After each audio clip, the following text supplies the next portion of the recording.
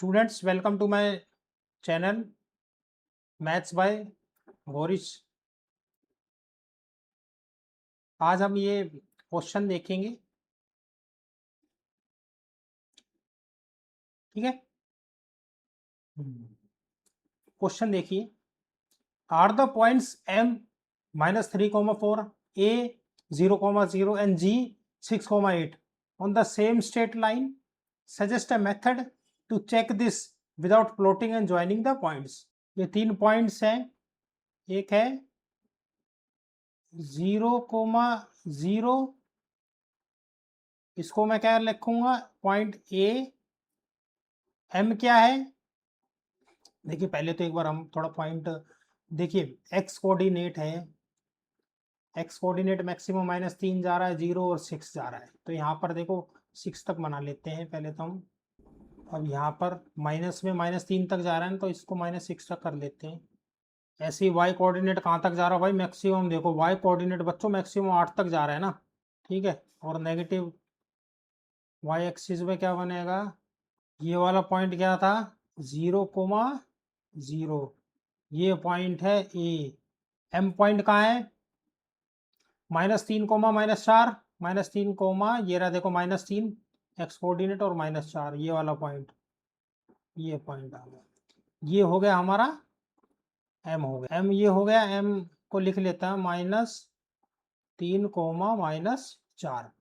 और जी कहाँ पर है 6, 8, 6, 8। अब देखो भाई, अब हमें क्या प्रूव करना है, ये तीनों पॉइंट्स हैं। अब हमें प्रूव क्या करना है, क्या ये तीनों एक ही लाइन पर लाई कर रहे हैं ऑन द स्ट्रेट लाइन। तो हम कैसे इसको समझेंगे, ये पॉइंट एम है, ये पॉइंट ए है और ये पॉइंट जी है। अब हमें ये बताना है भाई ये स्ट्रेट लाइन पर लाई करेगा। देखो स्ट्रेट लाइन पर कब लाई करेगा, जब एम में plus A G, M A plus A G is equal to M G के बराबर होगा, ठीक है। तभी तो लाई करेगा भाई एक स्ट्रेट लाइन में। यानी कि जो डिस्टेंस है एम ए का डिस्टेंस प्लस ए जी का distance is equal to M G का डिस्टेंस पूरे का। अब एम ए का डिस्टेंस निकालते हैं। एम पॉइंट क्या है, क्या लिख लेता हूं मैं, -3, -4, 0, 0, 6, 8। तो डिस्टेंस क्या है, एम ए की डिस्टेंस क्या होगी, अंडर रूट एम ए की डिस्टेंस क्या होगी भाई, 0 -3 का होल स्क्वायर प्लस 0 -4 का होल स्क्वायर। तो ये क्या हो जाएगा भाई, ये हो जाएगा, देखो ये +3 हो जाएगा, यानी कि 3 का स्क्वायर प्लस ये -4 क्या होगा, 4 का स्क्वायर। अब ये कितना हो जाएगा भाई, ये हो जाएगा √9 + 16, ये हो जाएगा बच्चों √25, जो कि हमारा होता है 5 के बराबर। तो एम ए की डिस्टेंस क्या आ गई, एम ए की डिस्टेंस आ गई आपकी 5। ए जी, अब ए जी की डिस्टेंस निकालेंगे भाई। ए जी की क्या होगी 0 -6 का, या हम देखिए क्या होती है x2 - x1, यानी कि सॉरी हमने थोड़ी सी, वैसे तो आंसर में कोई फर्क नहीं पड़ेगा लेकिन फिर भी हमें एक पैटर्न से तो चलना पड़ेगा। x2 - x1 6 -0 का स्क्वायर प्लस y2 - y1 8 -0 का स्क्वायर। ये हम क्या लगा रहे हैं बच्चों, ये देखिए हम, ये हमने डिस्टेंस फॉर्मूला है, ये आ रहा है समझ में। एम में हमने कैसे निकाली है, डिस्टेंस फॉर्मूला के थ्रू, ठीक है। डिस्टेंस फॉर्मूला क्या होता है, डिस्टेंस कभी भी निकाली जाती है √x2 - x1 का square plus y2 minus y1 का स्क्वायर। ठीक है, यही तो होता है डिस्टेंस फॉर्मूला, वही हम लगा रहे हैं। तो ये हो जाएगा भाई अंडर रूट 36 प्लस 64, ये हो जाएगा अंडर रूट 100, जो कि होगा हमारा 10 यूनिट्स के बराबर। अब हम देखेंगे भाई हमने क्या प्रूव करना था, M A plus A G is equal to M G. भाई ए जी क्या आ गया, 10 आ गया, एम ए क्या आया हमारा 5 आया, एम जी वो निकालेंगे।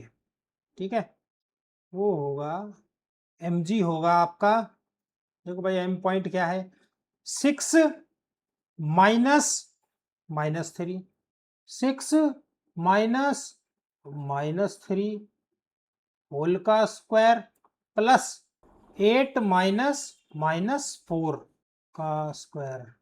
तो ये क्या हो गया भाई, 81 हो गया, यानी कि ये हो गया भाई 6 प्लस 3, 9 का स्क्वायर क्या हो गया, 81 हो गया।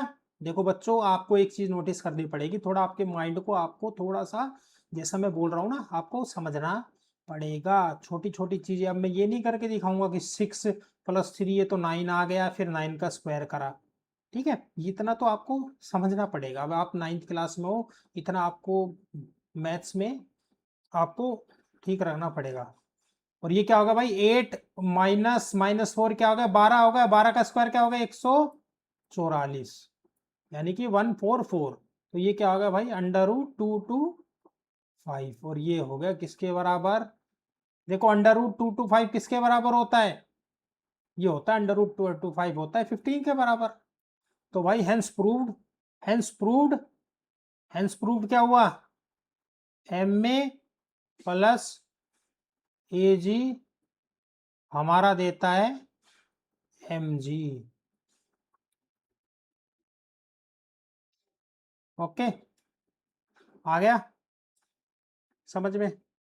अब हम चलते हैं नेक्स्ट क्वेश्चन पे, आ गया होगा भाई। अब देखिए, ये जो हमारी हुई है भाई, ये क्या है हमारी वाई एक्सिस है, और ये क्या है हमारी एक्स एक्सिस है।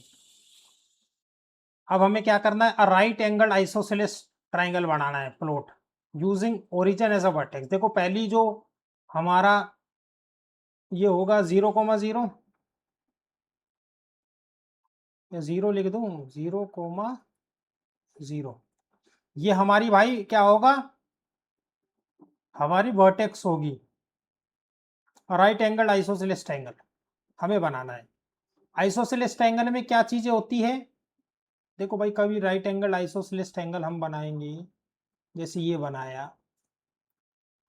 ठीक है, मैं एक आपको बना के दिखा रहा हूँ, ये 0 ओ 0 नहीं ओ ए और बी, तो ये वाली जो डिस्टेंस होगी, अगर ये डी है, और ये डिस्टेंस क्या होगी, ये भी डी होगी। आइसोसेलेस हम ट्राइंगल बना रहे हैं, तो भाई एक हम साइड ले रहे हैं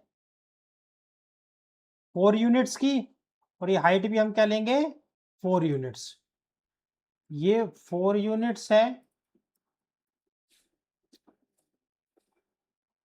ये 4 यूनिट्स है। ठीक है, ये 4 यूनिट्स, ये 4 यूनिट्स, ये किसके, ये होगी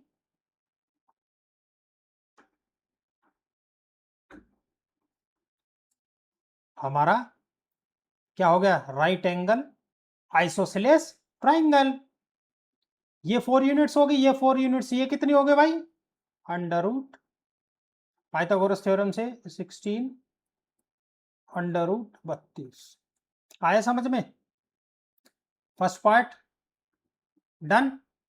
अब देखिए सेकंड पार्ट देखिए, an isosceles triangle with one vertex in quadrants third and the other, एक आइसोसेलेस ट्रायंगल। फिर से अब इसमें हम सेकंड पार्ट में क्या करते हैं, आइसोसेलेस ट्रायंगल बनाना है जिसकी एक वर्टेक्स और थर्ड क्वाड्रेंट में, एक होती है फोर्थ क्वाड्रेंट में।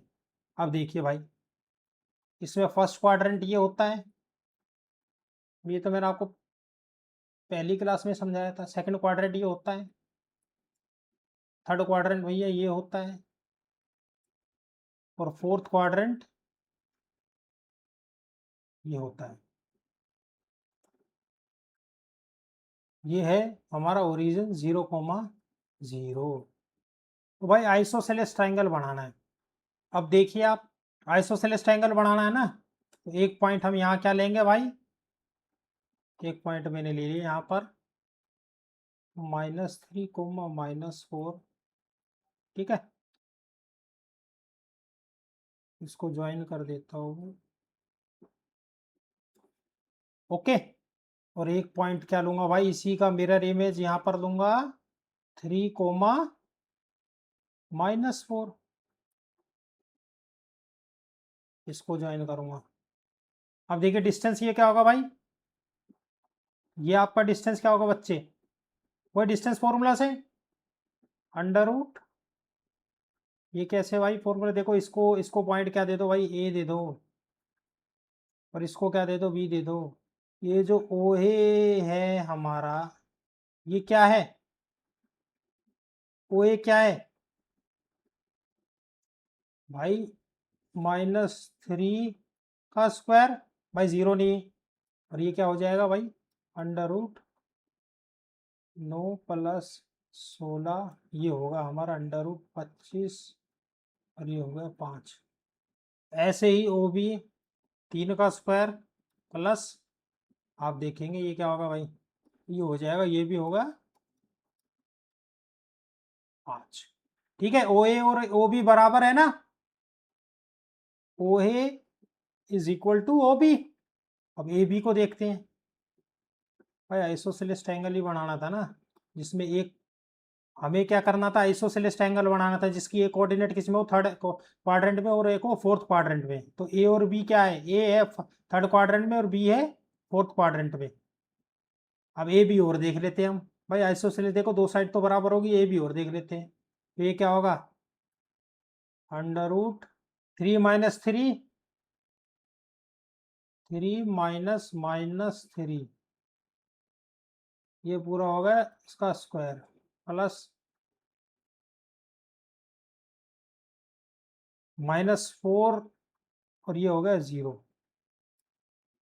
तो ये क्या हो गया भाई, अंडर रूट 6 का स्क्वायर, जो कि होगा हमारा 6 के बराबर। ठीक है भाई, ये 36 आएगा, 36 का अंडर रूट हम करेंगे क्या होगा, 6 आ जाएगा। ठीक है, तो ये हमारा प्रूव हो गया। देखो भाई, ये हमारा ट्राइंगल था ओ ए बी,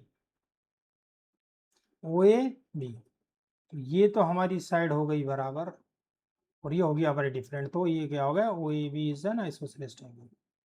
ठीक है, अब हम जाते हैं नेक्स्ट क्वेश्चन पर। अब ये हमारा है अगला क्वेश्चन, या कह लो हमारा आज का तीसरा क्वेश्चन। अब देखिए, the following table shows the coordinates of points S M and T. In each case state whether M is the mid point of segment S T, justify your answer. When m is the midpoint of st, can you find any connection between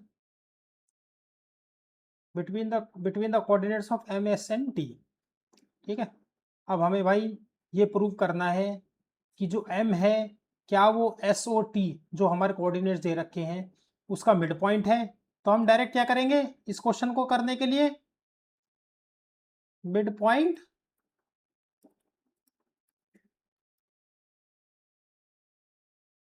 formula लगाएंगे। ठीक है, mid point formula कैसे लगाएंगे, mid point formula क्या था भाई, x1 + x2/2, coma y1 + y2/2। ठीक है, पहले देखिए भाई, पहला जो हमारा पॉइंट है, पहले हम देखो पहला जो क्वेश्चन है उसमें देखते हैं हम। पहला क्वेश्चन क्या है, एस क्या है हमारा, -3,0, एम जो मिड पॉइंट के, वो मिड पॉइंट हमारी जो दे रखे हैं एक्स और वाई कोऑर्डिनेट वो है 0 और 0, और टी के एक्स और वाई कोऑर्डिनेट। अब देखो भाई, अब लगाओ भाई, -3 + 3/2, कोमा, अब वाई कोऑर्डिनेट 0 + 0/2। तो भाई पहला क्वेश्चन हम देखेंगे, ये क्या हो जाएगा, 0,0। ठीक है, is m is the mid point of st, yes और नो? तो भाई हमारे देखो हमने जब करके देखा एस और टी का तो m आ रहा है ना मिड पॉइंट, बिल्कुल। तो यहाँ पर हम लिख देते हैं यस। ठीक है, रीजन फॉर योर क्वेश्चन भाई मिड पॉइंट फॉर्मूला है मिड पॉइंट, ठीक है, एम के लिए M for mid, P for point formula. अब भाई देखो दूसरा है 2,3, मिड पॉइंट क्या है देखो भाई, अब देखो सेकंड पार्ट के लिए एस और टी, एम क्या है 3,4 और टी क्या है 4,5। ठीक है, अब हम क्या करेंगे भाई, इसमें भी प्रूव करो, इसमें भी क्या लगाएंगे सेम, हम क्या लेंगे, अब सेकंड पार्ट है ना भाई ये। अब देखो मिड पॉइंट फॉर्मूला लगाओ भाई, x1 plus x2 by 2 comma y1 plus y2 by 2, यही तो होगा मिड पॉइंट फॉर्मूले से x और y कोऑर्डिनेट्स। तो भाई x1 प्लस x2 बाय 2, ठीक है, तो x1 हमारा क्या है 2 है इसमें, प्लस x2 क्या है t का x कोऑर्डिनेट 4 बाय 2 कोमा भाई y1 क्या है 3 प्लस 5 बाय 2। तो अब इससे हमारा क्या निकला, इससे हमारा जो पॉइंट लिख रहा है या मिड पॉइंट लिख रहा है वो लिख रहा है भाई 6/2 3 कोमा 8/2 4। ठीक है, तो हमारा ठीक है भाई सेकंड पार्ट भी प्रूव हो गया, यस हो गया भाई, यस मिड पॉइंट फॉर्मूला। तीसरा पार्ट, अब देखो भाई 0, अब देखो मैं डायरेक्ट इसमें से कर रहा हूं भाई, 0 प्लस 0/2, ये x1 और x2 है 0/2 और y1 क्या है भाई 0 और -10, 0 -10/2, ये हमारा हो गया। तो क्या आया भाई मिड पॉइंट फॉर्मूला 0, -5। देखो भाई यहाँ पर क्या, यहाँ पर मिड पॉइंट क्या दे रखा भाई 0,5 दे रखा है, तो ये गलत हो गया, नो। ठीक है, यहाँ मिड पॉइंट फॉर्मूला भाई हम देखो मिड पॉइंट फॉर्मूला से ही कर रहे हैं। ठीक है, अब हम लास्ट पार्ट कर रहे हैं भाई, फोर्थ पार्ट हम देखते हैं भाई। देखो देखो अब मैं डायरेक्ट कर रहा हूँ, पहले सेकंड पार्ट तो मैंने आपको डायरेक्ट बताया भाई। अब देखो भाई x1 और x2 क्या होंगे भाई -8 और 6, -8 प्लस 6/2 कोमा 7 प्लस -3/2। ये भाई मिड पॉइंट फॉर्मूला है ना, ये x1 और x2 है, ये y1 और y2 है बाय 2। अब ये क्या होगा, ये -1 हो गया और ये बच्चे क्या हो गया 7 -3, ये हो गया 2। तो मिड पॉइंट क्या आ रहा भाई, ये हमारा है मिड पॉइंट। फोर्थ पार्ट का मिड पॉइंट क्या आ रहा है बच्चों, हमारा आ रहा है -1,2 और यहाँ पर क्या दे रखा है 0,-2। तो भाई ये क्या m होगा मिड पॉइंट, नहीं होगा, नो। मिड पॉइंट फॉर्मूला, तीनों क्वेश्चन आ गए समझ में भाई, तीनों क्वेश्चन समझ में आ गए और इस ये चारों पार्ट समझ में आ गए, first part, second part, third part and fourth part. ठीक है, ढंग से इसको एक बार पोस्ट करके आपने मतलब आराम से देखो, यहाँ से थर्ड पार्ट से मैंने डायरेक्ट x1 और x2 कोऑर्डिनेट लिखने शुरू करा भाई, इतना तो आपको आ ही जाएगा समझ में। पहले फर्स्ट और सेकंड पार्ट में तो मैं दिखा दिया था। ठीक है, इतना तो आपको देखो थोड़ा समझना पड़ेगा, आपको एक एक चीज लिखनी पड़ेगी वहां पर। आप जब एग्जाम में दोगे तो उसमें नंबर कट सकते, तो आपको एक एक चीज लिखनी पड़ेगी। थर्ड पॉइंट को जब प्रूफ बताओगे तो आपको एस और एम और टी तीनों लिखने पड़ेंगे और प्रूव करना पड़ेगा। Thanks for watching the class.